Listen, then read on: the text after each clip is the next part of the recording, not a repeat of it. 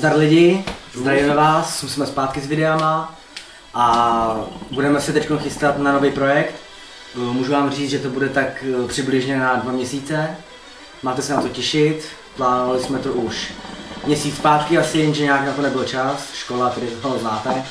No a ještě chci říct, že jenom teď máme nový YouTube channel, jmenuje se to Just Cousin TV a kdybyste náhodou chtěli vidět naše staré videa, tak vám pošlem pod video třeba komentář, do komentářů vám dáme, že náš starý odkaz na starý videa. No spíš v popisku videa. V popisku videa, no tak, abyste se mohli podívat.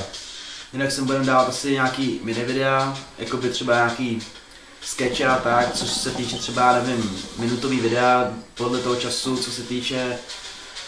A tak jak nám to všechno bude vycházet, no, ale co se týče toho velkého projektu, to bych říkal, nevím, vyjde to tak, nevím, ty 2-3 měsíce. Přemýšleli jsme natočit i Most Business nás 2, ale nevíme, jak by to vypadalo, jestli by už to nebylo takový ohraný to pokračování, přece jenom u nějakého filmu, když se podíváte na nějaký slavný filmy, tak většinou ty druhý díly už nestojí za nic, takže nevíme, jestli bychom se to měli pouštět, ale určitě máme nápady na strašně moc videí. A rozhodli jsme se právě, že bychom měli natáčet dál, ale uvidíme, jak vás to bude bavit, jak budete chtít, aby jsme točili. Záleží prostě všechno na vás, no. Teď si užíváme neděli s Mospym.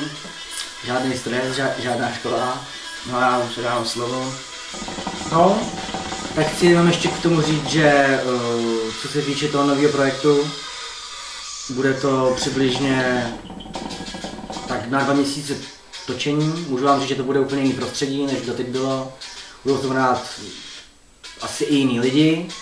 Jo, to určitě. Jestli předuším, máme víc možností, jakoby kam se dostat, protože už jsou auta, různé možnosti, že už peníze už i nějaký jsou, jako ne nějak extra, ale co se toho týče těch videí, že už bychom mohli to i trošku zainvestovat.